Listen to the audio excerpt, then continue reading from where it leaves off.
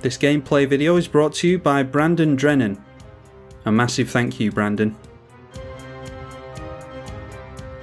Lord Windgrace versus Azusa Lost But Seeking. Let's see who can ramp fastest. We are on the play. And we'll get down the Amulet of Vigour to start things off, because that will allow us to get into tap lands and not worry about shocking things in. Okay, once upon a time, I'm assuming that this is one of the spikier Azusa players. Probably your typical ramping into Eldrazi list. And they get themselves into a mana vault. We'll have to see if they decide to get their Azusa out with that next turn. I wouldn't have thought so. Crack this for a black piece of mana.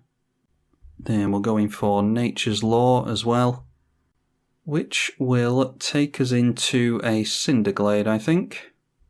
That allows us to hold up crop rotation, which I doubt we are going to go for. I suppose we could always go crop rotation, get rid of the forest, get an Ancient Tomb down and go for our commander next turn.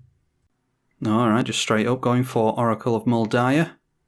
Harmonise on top, but they do get an extra land with the forest. And that takes them into Quirion Ranger. So 4 cards left in hand. I'm hoping that we can pull away with it at this point. Let's go crop rotation, get rid of the forest, into the Ancient Tomb, and alright, Gitrog Monster. If we minus down on this, that will take us down to 2. So I think we're best just discarding Maze of Ith. Let's throw that out, get into our commander, plus that immediately. And we'll get rid of the Maze of Ith. Alright, Sol Ring and an Exploration could be useful. Not doing anything with them this turn though. We'll pass over to our opponent.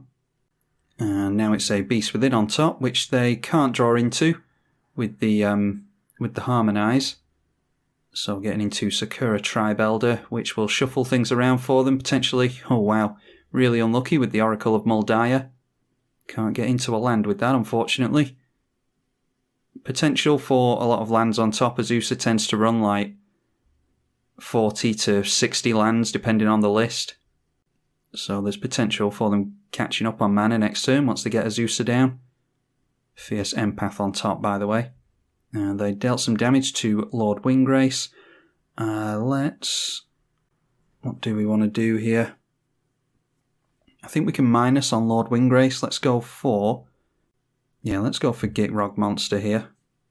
So we can go Sol Ring first. And then play the Gitrog Monster. Play the Tech Edge. We'll minus on Lord Windgrace. Get the Misty Rainforest and a forest back into play. Crack Misty Rainforest to draw a card with Gitrog Monster. And that is Realms Uncharted, alright. So maybe we just go in for... I forget which combos are in which lands matter decks. We've got Glacial Chasm, Field of course. We've got Cabal Coffers and Urborg, Vesuva. Yeah, I think we're just relying on Field of the Dead in this deck. So let's go Stomping Ground, not pay the 2 life. And then we can go for Exploration, might as well go for that. And then it's Realms Uncharted for us, I think. If they swing in at Lord Windgrace, we probably let it go.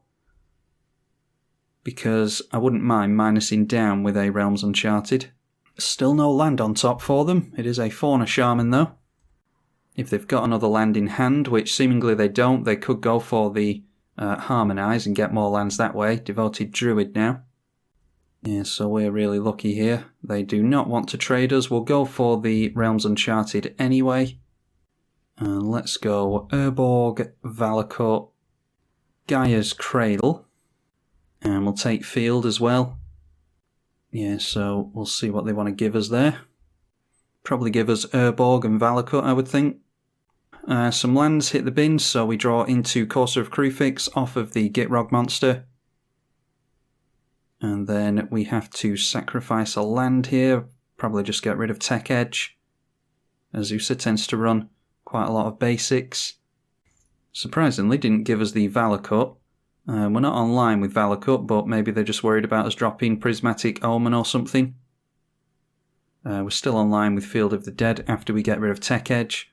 So we'll just get rid of that. Draw a card. Alright, so we've got multiple land drops here. Let's bin the Dryad Arbor to draw another card with Gitrog. And now we've got, okay, now we're getting into some good stuff. I think Lotus Cobra is okay. And then do we just tap out for the Omnath and play some lands?